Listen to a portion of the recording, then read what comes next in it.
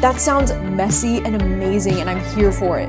Thought this was gonna be like a new 5-star favorite when I was starting it. Hey, how's it going? My name is Gabby. Welcome back to my channel. And today I am hoping to start off December with a cozy reading vlog. And in today's reading vlog, I thought it would be really fun for me to read 4 books that take place in bookstores, or books that are about bookstores. And I'm going to attempt to read all of these while I'm also in a bookstore. I actually had this idea a little bit earlier this year because I was seeing so many books on my TBR that were specifically about books that take place in bookstores. And I feel like this is something that I've been wanting to read a lot more of ever since January this year, because in January I read the book Welcome to the Hyunandong Bookshop, and this ended up changing my entire life in a lot of ways. Like, I love this book so much. It was the first 5-star book that I had in the year of 2025. It's a book that's really stuck with me throughout the year. And in this story, we not only follow from the perspective of somebody who owns a bookshop, but we just get a lot of different conversations about loving books. And I just loved this book so much when I read it that it kind of inspired me to make this entire video. Another one that I wanted to shout out from last year that I read, oh my god, The Storied Life of A.J. Fikry. This is another book where you're following from the perspective of a bookshop owner. And this book is another one that just kind of like changed my life when I read it. It was an easy 5-star. This one made it into like one of my top favorite books that I read last year. And this one also has to deal with like a bookshop owner and kind of talking about his day-to-day of like owning this bookstore and how bookish people are some of the kindest people you could ever meet. And so because of how much I loved both of these books, I just thought it would be really fun to dedicate an entire vlog trying to find books that might have similar vibes to these. And so throughout the year, I've been collecting some books that I thought would be so perfect to read for a video like this. One of the books I'll be reading in this vlog is this one called The In-Between Bookstore. And this one sounds like it's going to be so unique because in this story, we're actually following this trans character, and they used to work at this bookstore when they were a teenager that was called The In-Between Bookstore. And this story is kind of about how they're going back to their small town where they grew up, and when they visit this bookstore that they used to work in, they come face to face with their teen self before they transition. I love any kind of like time travel or like speculative type of stories like that, and I feel like this one has such a unique spin on it that I've never heard anything like this before, so I cannot wait to read this one. I'm also going to be reading this one called How to Read a Book. I feel like this one actually has like kind of a similar cover to this one in a way, and this is one that I'm kind of jumping into without really knowing anything about it. I think we're following these 3 different characters and they end up meeting in a bookstore one day and it kind of like changes their life forever. I'm also going to be reading this one, Storybook Ending. This is another one that I actually don't know too much about it going into it. I think there's kind of like a messy love triangle situation in this one with these like anonymous letters that they're putting in a book at the bookstore. But one of the main reasons why I wanted to read this one was because I've heard that this book was actually inspired by a real life bookstore in Seattle, and it's a bookstore that I've gone to before. So I was just really curious to check out this one. And then the last one that I'm going to be reading for this video is Battle of the Bookstores. This is a romance book that I actually picked up while I was at Strand Bookstore in New York City when I was on my trip with Gavin. And this is one that I've had my eye on all year long because it sounds like it's going to be right up my alley with what I tend to like in romance. The thing that I love about this one is that we're following these 2 bookshop owners who are working right next to each other on the same street. And from what I understand, I think he runs the romance bookstore and then she runs the bookstore that's more like a literary fiction bookstore. And there's this guy who comes along and he ends up buying both of the bookstores. Then he tells them that he's combining the bookstores to be one big store and that only one of them is going to be able to be the new manager of this place. So it sounds like it's kind of going to have that like hating game vibe to it where like they're both competing for the same job title, and I'm really hoping the vibes of both of their bookstores are amazing in this one. So yeah, those are the 4 books that I'm going to be reading in today's video, and like I said, I want to try and read some of these in my actual local bookstores. I mean, there are a few local bookstores that I have where you can kind of like sit inside and they have little cafes. So let's go ahead to my local bookstore. I think I'm going to start with this one first.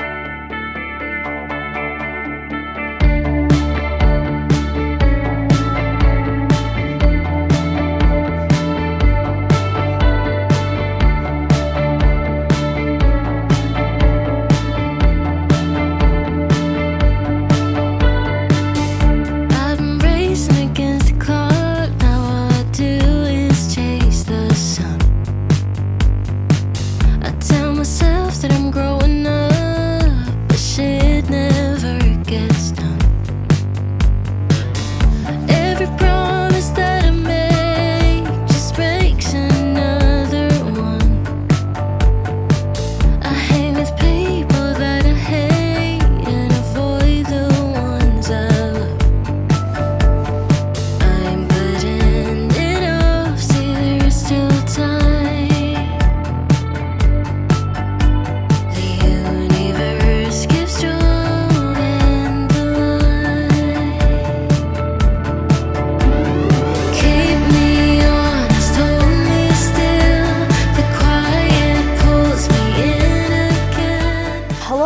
hi, good morning, or should I say good afternoon? It's about 1:15 in the afternoon now, and I just got out of the first bookstore where I've been sitting in there reading the in-between bookstore. First bookstore that I decided to go to for this vlog is actually one of my local bookstores here. This is a used bookstore, but I've never actually like sat in there and read for a while, so like this was a new experience for me to actually read in this bookstore. The nice thing about this bookstore though is that they do serve coffee in there, and like they do have a lot of little tables where you can sit and read for a little bit, which is not the case for most of the bookstores in the area. So like it's actually really nice that they do allow you to sit in there. And because I was sitting in there for so long, I was like, you know, I should buy something. Like I really should just like buy a book. And so the book that I ended up buying is actually this one called The Love of My Life by Rosie Walsh. And this one was actually a Good Morning America book club pick a while ago. And it's just one that I think I could be into because this one is actually described as like a mystery thriller, but I've heard that it's a little bit more of like a slow burn, but it reads a little bit more like fiction or like literary fiction. But I feel like this one could be my thing, and I think the cover of this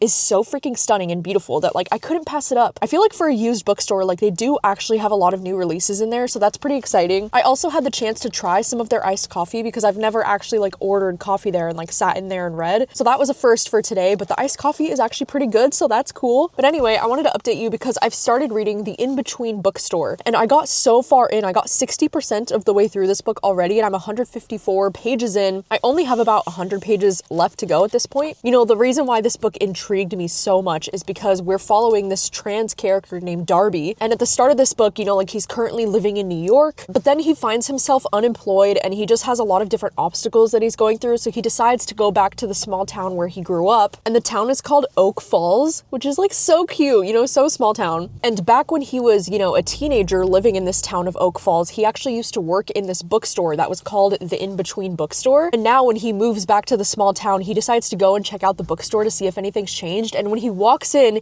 he sees his younger self, like his teen self, and also like himself before he transitioned. And so he's trying to figure out like what the heck is going on and how this is even possible. And it seems like every time he walks into the bookstore, it's like it's 2009 all over again. All the books in the bookstore were books that were released in 2009, and he's so confused like how this is even possible. And so that premise is the main reason why I was so excited to read this one, because like I love books like this that involve like time travel or like your older self meeting your younger self. And I've never read a story about like a trans person meeting their younger self before they transition. Like I feel like that's such an interesting spin on this kind of trope. And so far I am really liking this. I just don't know how I feel about the writing in this necessarily. I mean, I'm feeling like some chapters of this are feeling kind of long and just like a little bit repetitive, you know, because like the main plot in this is about how this character Darby, like he's trying to figure out like what really happened with this friendship that he had with this guy named Michael back when he was a teenager. They were really, really close friends before Darby transitioned, but then it seems like after Darby left Oak Falls and after the transition, they kind of like had a falling out and they just didn't really talk as much anymore. And so now that Darby's coming back to the small town of Oak Falls, he's like seeing this guy Michael again, and he's gonna try to figure out like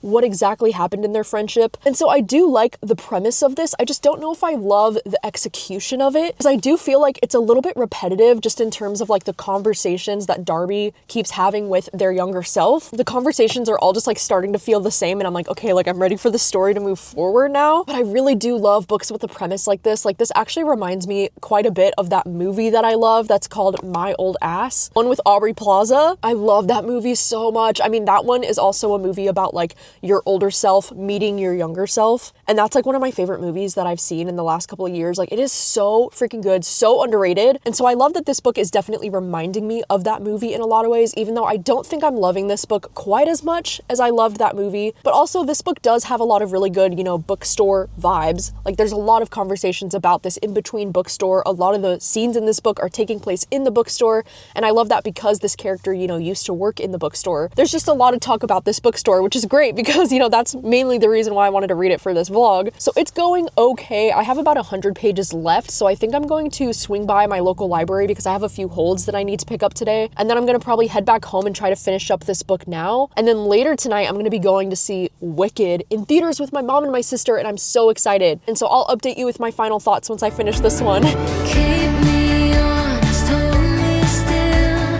The quiet pulls me in again.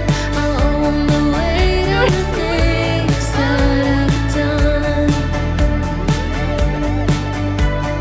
Keep me honest, hold me still. Hello, hi again. So many hours have passed. It's almost 10 o'clock at night now. And earlier tonight, I did end up going to see Wicked with my mom and my sister. And like, oh my God, it was so good. I do want to say that the beginning of the movie was a little bit slow. I feel like it took almost like an hour for the movie to get really interesting and for like the plot to really pick up. But I feel like once the plot picked up, like, oh my God, it was so good. It was so intense. And I was definitely sobbing at the end of that movie. Like, I couldn't even help myself. I finished reading the in-between bookstore, and I don't really know how I feel about this book. I mean, like I was saying earlier today, I definitely have some issues with this one. I mean, I think at the end of the day, this is a story that's really about, you know, finding somewhere where you belong and like how awful it can feel when you are in a community that you don't feel like you belong to. And I feel like so much of this story is about how this main character is feeling so misunderstood.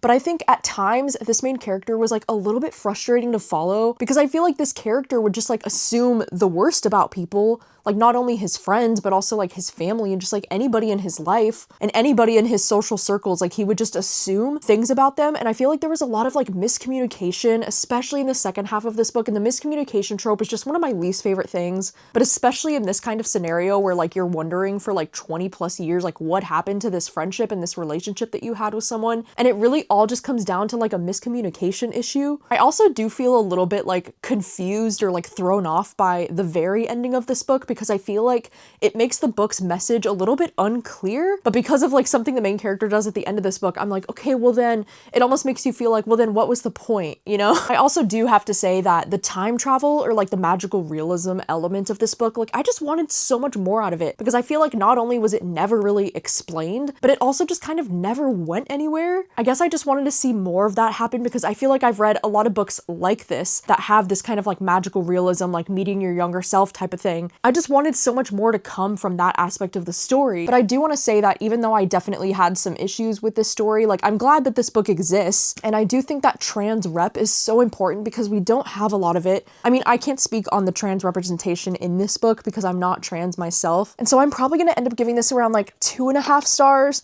You know, I did notice on Goodreads, this one has a little bit lower of an average rating. It has like a 3.5 something out of 5. And I can definitely see why this one's getting the mixed reviews, because I feel like this book gave me a lot of mixed feelings. But anyway, I'm glad to complete the first book for this video, and I will update you when I'm heading to the next bookstore. My headspace been weaker, it's been waiting for the right day. Like the right day ever comes, now it's Friday, and nothing's changed.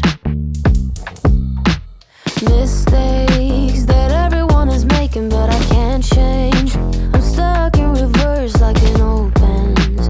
Forgot to tap it up.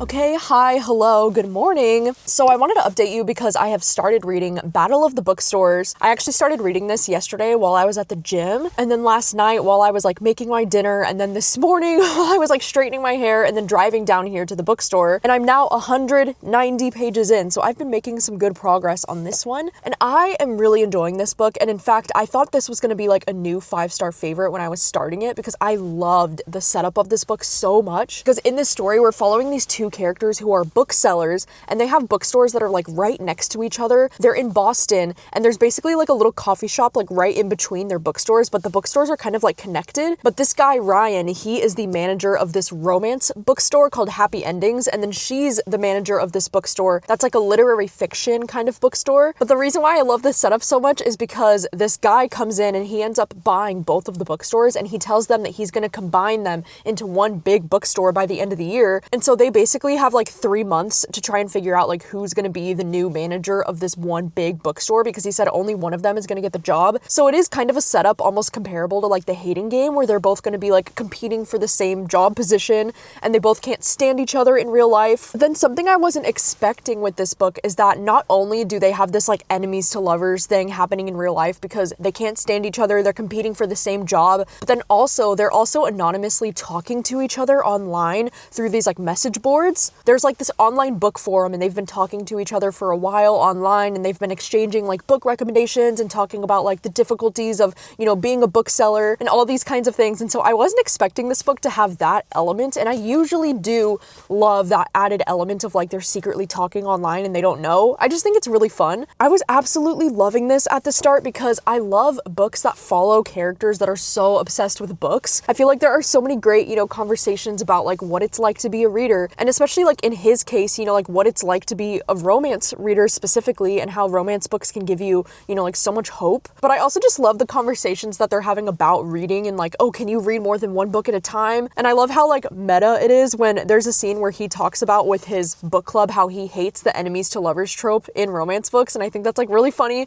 and, you know, really ironic, because this romance is kind of like an enemies to lovers trope. But he's like, it normalizes toxic behavior and romanticizes serious issues that shouldn't be glossed over. And he's like, hear me out. If someone's really your enemy, you wouldn't fall in love with them. It's not plausible. Like, it's just kind of funny. But now that I'm like 190 pages in, I don't know if it's still giving me like the 5-star feeling. I don't know. I'm not loving Ryan as a love interest, at least not as much as I was at the start of this book, but I am still really enjoying him. I'm really enjoying their banter. We're even getting more of some of my like favorite romance tropes almost 200 pages into this book. And so I'm having a really fun time with this, and I just pulled up at my local bookstore. This is actually the bookstore that's in Fairhaven, and this is the one that has like the ARC shelf that's downstairs. But then at the very top of this bookstore is like 3 different floors, by the way, and I think on the 3rd floor there's a little cafe in there. I've never actually ordered from the cafe before, but I think they have an area where I can sit down and finish reading the rest of this book. So I'm gonna go into the bookstore, finish reading this one. This one really does have great bookstore vibes though so far, which is something I'm really loving about it. And I love how much they talk about the different events that they're hosting in the bookstores, because like they're trying to, you know, outsell each other with like how many sales they can have to like impress the new guy that just bought the bookstores. So I love that they're like hosting all of these really fun and like creative bookish events at their bookstores. Like there's definitely a lot of talk about the bookstores in this one, so that's been really fun. But anyways, I'm going to head inside into the bookstore, finish reading this one,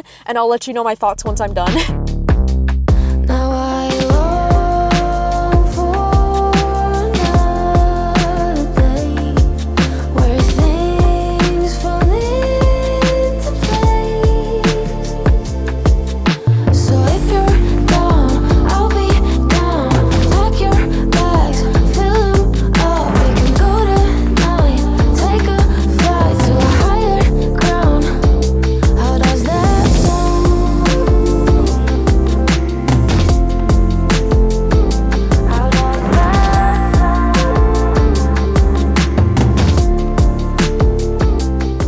Okay, hi, hello, I am back home from the bookstore, and I finished reading Battle of the Bookstores, and this one ended up being really cute. This one surprised me a lot, and I think I'm probably gonna end up giving this one 4 stars. It doesn't feel like it was like the perfect 5-star romance for me for like a few different reasons, but for the most part, I just really enjoyed this. Like I really enjoyed the chemistry between these characters, and I also absolutely loved the ending of this book. Like the big romantic gesture at the end of this book was just really sweet, and like as a book lover, like that is just everything. Like it was so cute and so thoughtful, and I feel like I really like these characters because Josie's character, she actually reminded me a lot of the character Nora from Book Lovers by Emily Henry, just in the way that she's kind of described as this like icy kind of cold person, and the way that she cares more about like literary fiction and books that are considered like intellectual, and the way that she also like really looks out for her sister. I just feel like there was a lot about her that was really relatable, but then also reminded me a lot of that character from Book Lovers. But then I do love how this book kind of changes up the like gender stereotypes with the way that he's so passionate about romance books, and I really loved his story about like how he started working in the romance bookstore to begin with, and the way that he just has such a passion for these romance books. Like it was just really sweet and like really endearing. I think the only reason why this book isn't a 5-star for me, and like why I struggled with it sometimes, is because, you know, there is that trope where they're anonymously talking to each other online and they don't realize that it's each other in real life. And there's some things about that trope specifically where like I usually do love it, but I'm so particular about what I like with that trope, and I really struggle when I feel like one of them is being dishonest towards the other person. Like if one of them finds out sooner than the other person, then like I have a problem when they don't tell them right away. Like honesty is such a big thing for me, and I feel like that's something I kind of struggled with this book. But for the most part, I really enjoyed this one because I loved the way that this book did the whole enemies to lovers thing. I loved all the discussions about the bookstore and like how they're both such passionate readers. I also love the discussion in this book about how like literary fiction, like most literary fiction books are love stories. They're just kind of told in a more like melancholy, sad, and like beautiful, tragic way sometimes. So yeah, I really enjoy this one. I'm giving it 4 stars. I feel great about it. And anyway, while I was on the way home, I decided to start listening to Storybook Ending, which is going to be the next book that I really wanted to read for this video. And I'm not too far in yet. I'm only like 30 pages in. I just got up to chapter 4. But so far, I'm really enjoying the atmosphere in this one already because this one is taking place in Seattle. I actually heard from one of my friends Torin, who works in a bookstore in Seattle. Like, he was actually letting me know earlier this year that this book is actually inspired by the Third Place Books that's in Seattle, the one that's on Ravina, which is a bookstore that I have actually gone to before. I will have the reading vlog linked down below where I actually did go and visit this bookstore in person. But I love it so much because this bookstore was really cool. The Third Place Books that I went to in Seattle, it was such a stunning and like beautiful bookstore, and it's really cool to hear this bookstore being described in this book because I can definitely visualize it. And the bookstore in this book is called Read the Room, which I think is so cute. Like, what an adorable name for a bookstore. But what I am really enjoying about this book so far is that we are getting 3 different perspectives in this, and it's kind of like an accidental love triangle situation is being set up between these 3 people, which I am just loving. So we have this woman named April, and she is somebody who's like coming into the bookstore, and she really likes this guy named Wesley who works at the bookstore. Like, I don't think she's ever talked to him, but she sees him like working behind the counter and she thinks that he's attractive, and so she ends up leaving this note in a book that's like meant for him to find, because since he's the one that's like working in the bookstore, she wants to leave him a note in one of the books that she wants him to find. And it says, meanwhile, Wesley is too distracted by the movie filming at the store. And that's also a really fun aspect of this. Like, there's gonna be a local movie that's gonna be filming in their bookstore, which I think is really cool. But then it says, thanks to fate, Laura, a busy single mom who's given up on love, buys the book and finds the note, and she thinks that Wesley has left it for her. So it's like we have this accidental love triangle thing happening where like this woman April leaves a note for him, this other woman buys it, and she thinks that it's the guy that left a note for her, and then it's just gonna be these 2 women exchanging letters, not knowing that they're talking to each other. That sounds messy and amazing, and I'm here for it. But I also do love that we're getting all 3 of their perspectives, because I like that we're getting the women who are like exchanging these letters, but then we're also getting him as a bookseller, and like he's gonna be working in the bookstore, and all of this story sounds like it's gonna be taking place with them like exchanging letters in the bookstore. So it sounds really fun, and like it's gonna be chaos. So I hope that this book gets really messy and chaotic. It's very early on for me in this one, but I am enjoying the setup of this so far. So I'm gonna continue listening to this one this afternoon. I think I might try to go and like take a walk before the sun goes down. Winter is nearly upon us, and it's getting pretty cold outside. And then later tonight, I'm gonna be watching Gilmore Girls with my mom, and we're probably gonna be finishing the entire show tonight because we only have 4 episodes left of season 7, and we can easily do 4 episodes. We've been doing almost 4 episodes every single night. And like, oh my God, I'm not prepared to be done with Gilmore Girls. Like, I've been watching this show almost every single day since August, and it's just crazy that it's about to be over. So we'll see if they can deliver. But anyway, I will update you with more thoughts on this one as I get further in. Yeah, I'm speeding 91, drunk driving, losing all intention, falling. Once I was living for the passion, now it's all missing without you. Yeah, I'm speeding 91, drunk driving, losing all intention, falling. Once I was living for the passion, now it's all missing without you. 새벽 2시 하늘께까지 telling me that you Gucci 너답지 않지 got me driving like a movie 난 아직 고지 걱정 따윈 없지 pedal to the floor. Okay, hi, hello. It is now the next morning, but I wanted to check in with an update because last night I actually finished reading Storybook Ending, and I also finished watching Gilmore Girls season 7 with my mom. Like, we are completely done, and I have so many mixed feelings. Like, I'm just really sad, to be honest, that the show is over. I got really attached to Lorelai as a character. Like, she's definitely one of my new favorite fictional characters of all time, and Luke. Like, Luke is one of my favorite characters, and God, I can't believe it's over. But I also, like, I do have mixed feelings about season 7 in general. I mean, I feel like season 7 started off really bad, but like by the end of season 7, it finally got good. I actually really liked the last 3 episodes of the show, and I did like the finale. I just wanted like a little bit more closure on things. I was like, why is everything so rushed? But I did really appreciate the character arcs in Gilmore Girls for most of the characters, and I feel like it ended in a place that makes sense. But I also feel so relieved to know that the Year in the Life show exists after this, because I feel like if I was watching this when the show actually aired, I don't know if this would be like enough closure for me. You know, like I feel like they really ended things on a note where I'm like, but wait, like it does feel like they could have had another season after this one, or at the very least, like I wish we had at least one more episode after that finale to like wrap things up and like give me more closure on certain things, and I just wanted to see certain things happen. But it is a relief to know that the Year in the Life show does exist, and I'm definitely going to be watching that one very soon with my mom as well, so, but it does feel so weird that it's over. Like, I definitely feel like I'm gonna be like in a show hangover for a while because I ended up really loving Gilmore Girls. I didn't really get like obsessed with it until like season 4 and 5, but like, oh my god, oh my gosh, I didn't get the chance to show you, but yesterday when I was on that walk in my neighborhood, it started downpouring on me so hard to the point where I was like, is it hailing right now? And my mom called me while I was walking and she was like, hey, do you want me to come pick you up because I think it's hailing? And I was like, yeah, I think it's hailing. But by that point, I was so close to the house that I was like, you know what, don't worry about it. But I got so absolutely soaked yesterday, so that was insane. And so then by the time I got back home, I literally just hopped in the shower because I was so freezing from walking out in the rain. And then I ended up just laying in my bed for like 2 hours and finishing the rest of this book. And this one ended up being a really quick read, but unfortunately, I just didn't love this one very much. And you know, I realized on Goodreads, this one has a lower average rating. I think this one has like a 3.4 out of 5. And I was kind of like wondering why when I started the book, because I was like, this is like a really fun setup. But now after reading it, I do think I understand why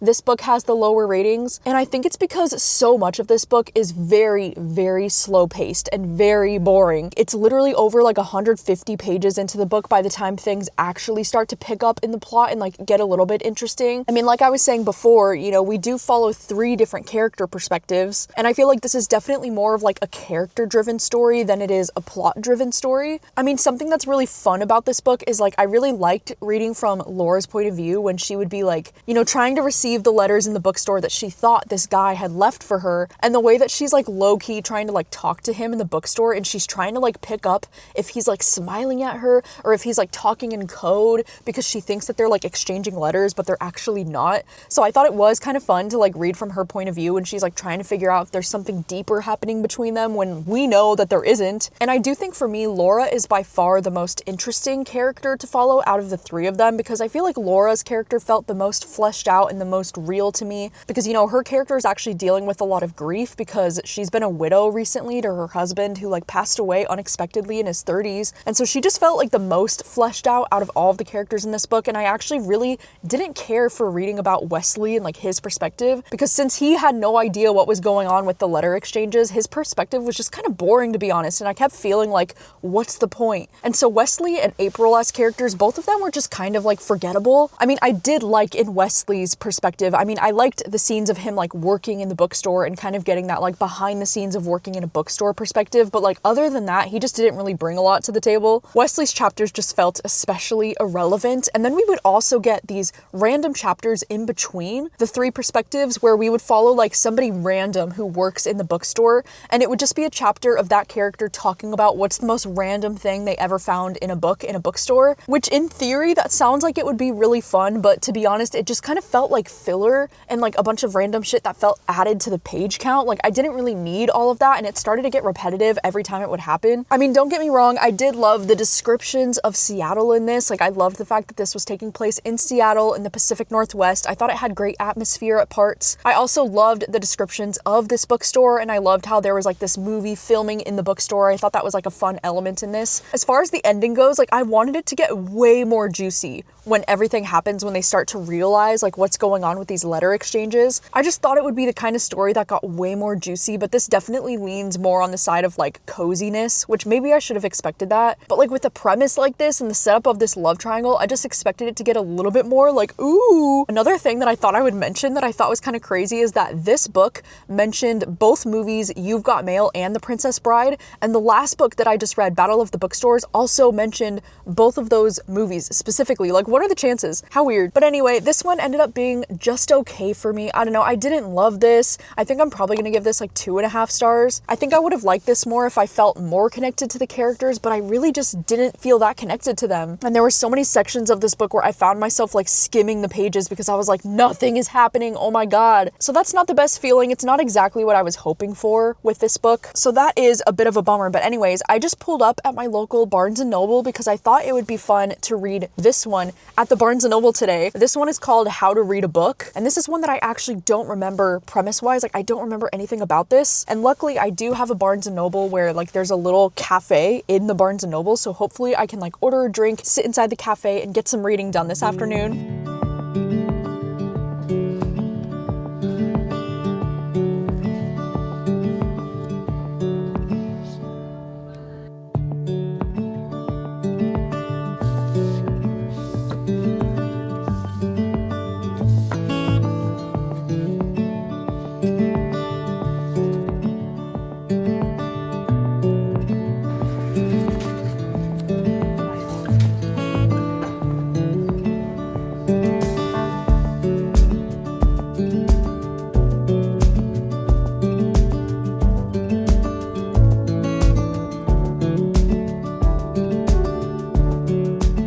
hello. I am home from Barnes & Noble and I wanted to update you because I've still been reading How to Read a Book, and I'm now a little bit more than 50% of the way through the book. I'm on page 148 on chapter 18. I also, as soon as I got home, I just finished filming this like TikTok that was talking about Gilmore Girls season 7. I basically gave my entire review. So if you want to follow me on TikTok, I do talk a lot about like books and movies and TV shows over on my TikTok. I'll have it linked down below. I didn't end up buying any books at the Barnes & Noble, even though I was tempted by a few things. But I decided to like sit in the cafe in Barnes & Noble for a bit, and like those chairs in the Barnes & Noble cafe are not very comfortable, which was kind of a bummer. So I didn't end up staying there as long as I thought I would. But anyway, I've been reading this one, How to Read a Book, and so far this one is going just okay. I don't know, I fear that I'm gonna have an unpopular opinion with this one because when I looked on Goodreads, this book is getting a lot of glowing 5-star reviews. Like a lot of people really seem to be loving this and connecting with it. And now that I'm over halfway through the book, I'm kind of bummed that I'm not feeling that strongly about this. Like I'm just kind of finding the story to be like, meh, it's okay. So in this story, we're following from 3 different perspectives. The main one that we're following is this young girl named Violet. And it says that she's recently been released from prison after serving 22 months for a drunk driving crash that killed a local teacher. And then we also follow from the perspective of this woman named Harriet, and she's actually a retired teacher who's running the book club at the prison. And then the third perspective we get is from this guy Frank, and he's a retired mechanist. And Frank is actually the husband of the woman that Violet killed in the drunk driving accident. So it is really interesting to get these 3 perspectives, you know, because they are very different from each other. And the reason why this one involves bookstores is because it says when the 3 encounter each other one morning in a bookstore in Portland, it says their lives drastically change course and the 3 connect in surprising and transformative ways. So there are a lot of scenes in this book that are taking place in the bookstore because Frank actually does help out with like some of the things that they need in the bookstore in terms of like fixing things, and like he's kind of the handyman, you know? And then because Harriet, she actually runs, you know, the book club in the prison, she's always in the bookstore trying to find like books that they can read for their book club. And then Violet is somebody who's like starting to get back into reading, so she finds herself at the bookstore pretty often. There's also a lot of scenes of her, you know, going to her local library and trying to get a library card and like getting back into reading. So like it is really related to books. I don't really think I have much to say on this because I feel like I'm not really connecting with these characters, and like I'm finding the plot of the book to be okay, but I'm not really that gripped. Like I found myself, I kept getting distracted while I was like listening to this, and I kept having to like rewind the start of the chapter because I wasn't paying attention. I also think because this story is like not really about the bookstore, it doesn't really have that same cozy vibe to it that some of these other books that I've read have had. I mean, in the description of this book, it talks about how this is an honest and profoundly hopeful story about letting go of guilt, seizing second chances, and the power of books to change our lives. And it says that this book illuminates the decisions that define a life and the kindness that make life worth living. I feel like so far this book has like a really beautiful and like hopeful message, which is probably why people are connecting with this so much. I can definitely understand the message that this book is trying to send, you know, like it's saying that we should give people second chances and that we can't define people based off of one awful thing that they did, and how like, you know, reading books and like being readers probably make us a little bit more empathetic to these kinds of situations than others might be. And so I do love the message and I fully support the message in this book. I just don't really know if I'm connecting with the story that much, but like do take my review with a grain of salt because it seems like a lot of people are really loving this one. So anyways, I'm gonna take a quick break from this for now. I think I'm gonna make some avocado toast, and then later tonight I do have Patreon reading sprints at 4 o'clock this afternoon. So I think I'm going to finish up the rest of this book later tonight when I do the sprints.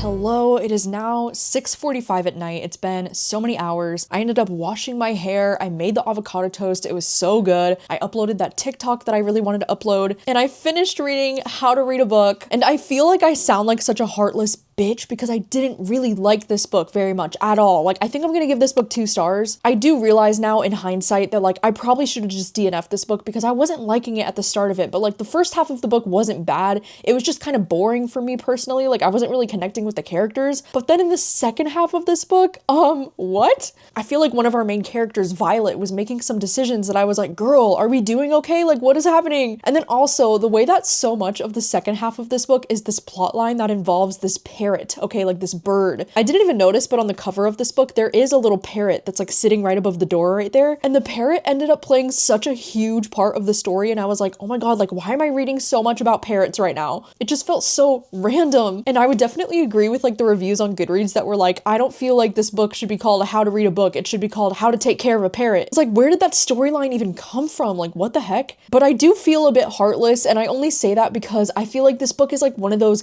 moving books that's trying to have like a really emotional and like hard-hitting message about like the power of kindness and like the power of books and the power of like forgiveness, you know, when you're able to forgive somebody that did something so incredibly awful that should be an unforgivable thing. And I do think the message of the book is beautiful. I just felt so disconnected from everything that was happening in this. I felt so bored. All of it fell really flat for me. And then the second half of this book honestly just started to make me more frustrated because I was like, what are we doing here? I knew it was bad because during my Patreon reading sprints, I sprinted for an entire hour and I was like, that felt like the longest hour ever because I was just sitting there listening to this being like, I wish I would be reading anything else right now. So that's not the best sign. And I do realize that I have the very unpopular opinion because I don't know why, but this book is being very highly rated on Goodreads. This one has over 50,000 ratings on Goodreads and a lot of people seem to be really loving this and really connecting with it. So I'm so happy for them because that's the experience that I was hoping to have today. I actually wanted to save this one for last for this video because I think this one's like the highest rated out of all the books that I read in this vlog. So yeah, I personally wouldn't recommend this one. And I also don't think that this book has that much about the bookstore. I mean, for a book that's literally called How to Read a Book, I don't really feel like it's enough about the books. So that really sucks. But with that, we have come to the end of this reading vlog. I'm sorry to end it on such a negative note. Like, that's never how I want these videos to end, but I just have to speak my truth. I mean, if you've read this book, I would love to know your thoughts on it because I've never actually seen any of my booktube friends talking about this book. If you have read the book, let me know, what do you think about it? Did you enjoy this one? And let me know if you've read any of the books that I read in this video. What are your thoughts on these books? I would also love to know, what is the best book that you've ever read that features a bookstore in some way? But anyway, thank you so much for watching. If you made it to the end of this video, I would love if you could put any kind of like book emojis in the comments. Any comments on my channel really help with my channel's engagement and really help my channel overall, and I appreciate it so much. Thanks so much for watching, and I will see you next time with a new video. Bye.